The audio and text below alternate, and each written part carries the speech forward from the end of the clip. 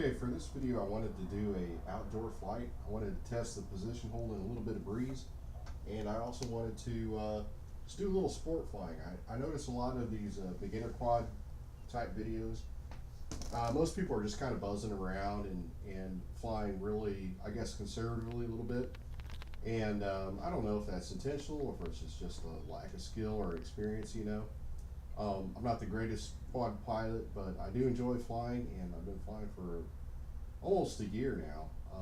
Actually, almost 2 years now, actually. So I just wanted to do a little more dynamic flying, but the first thing I wanted to do was just show the video capabilities of the quad and its limitations, as well as just first off, I want to do a little bit of position hold test here because I think the position hold is like kind of the big selling point for this year's quad versus last year's, which had almost all the same features except for it didn't have the configurable flight settings for the flight controller like you have this year, and it didn't have the position hold. So right away I want to just talk about the position hold.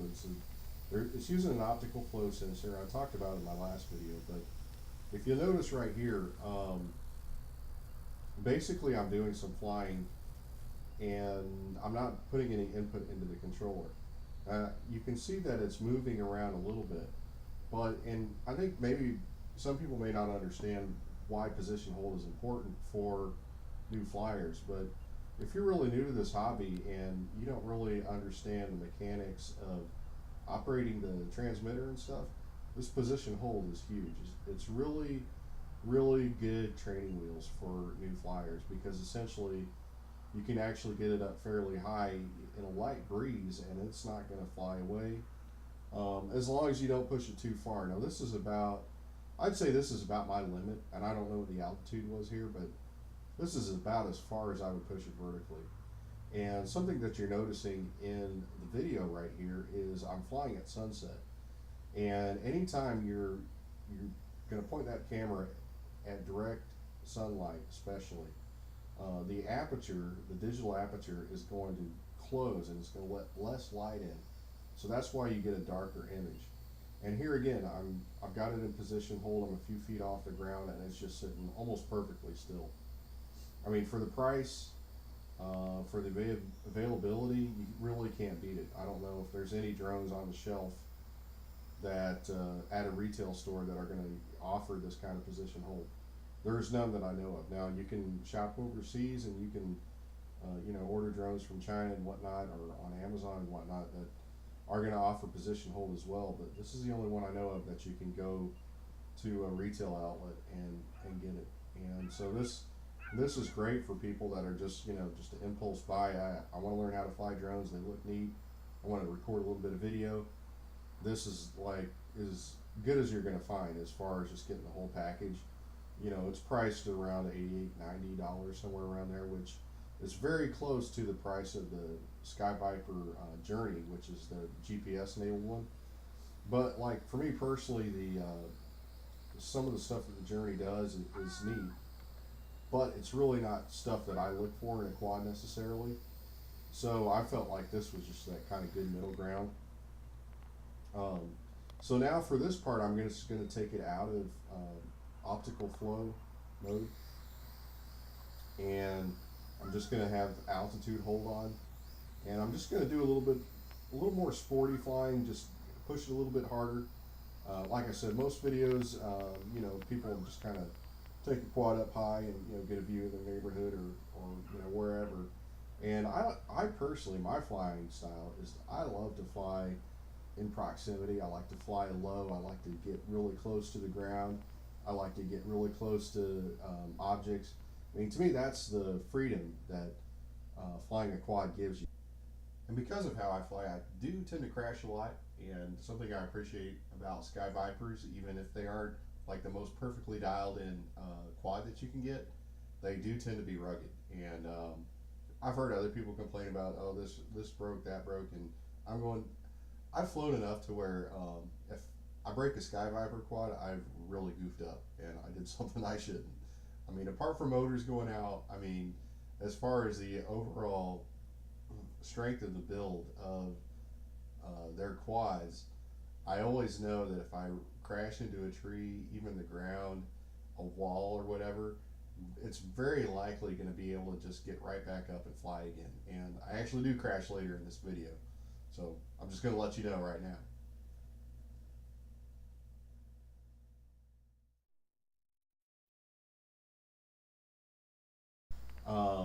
I really love the DVR feature on this because you get a 720p image, which is decent. It's not 1080p, but it's passable.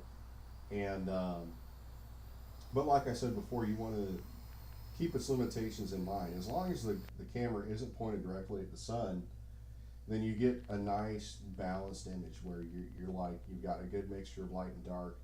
And like I said, it was almost dark when I flew, so as long as the camera is not trying to compensate for either too much light coming in or not enough light, then it's going to handle it okay. I mean, this actually, when it's pointed at the ground away from the sun, it actually looks like I'm flying, I don't know, on an overcast day, or but not as it was actually looks lighter than it actually was in real life.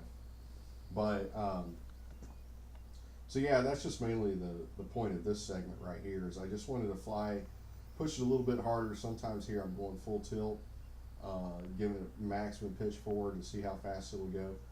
I think this drone is supposed to go somewhere around 20 miles an hour, which doesn't sound like a big number, but for something so small to do that kind of speed, you're moving along pretty fast.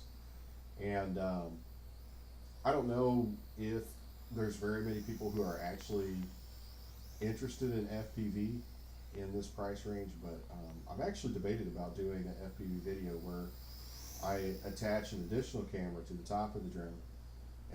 That runs off 5.8 gigahertz.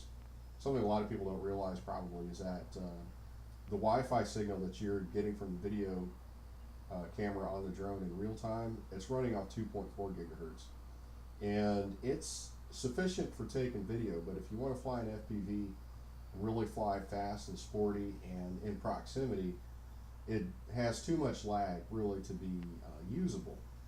But if you're using a 5.8 gigahertz hobby type camera, you can just stick it on the top of the drone, plug a little battery into it, and get you a pair of goggles, and you're flying an FPV just like the guys that fly race drones do. I mean, the barrier of entry as far as cost has gone way down. I mean, you can get good FPV goggles now for like $50. Cameras are like 20, 22, $24. So it's a lot easier and cheaper to get into now than it was just a year ago. I mean, it's really coming down in price, and it's great.